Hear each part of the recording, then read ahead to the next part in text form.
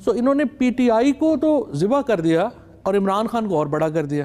پاکستان کے لیے پرابلم ہے کہ 3 ہی سیاسی جماعتیں ہیں جو وفاق کی بات کرتی ہیں. پیپلز پارٹی ہے, نون لیگ ہے اور پی ٹی آئی ہے, اور 3 ہی پارٹیاں ہیں جن کی کوئی ملٹری ونگ نہیں ہے.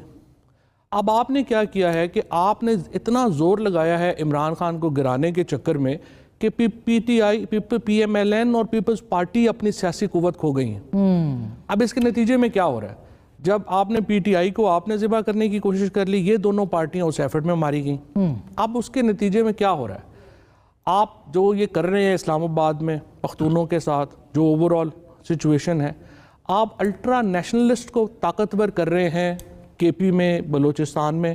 آپ مذہبی شدت پسندوں کو طاقتور کریں گے پنجاب میں.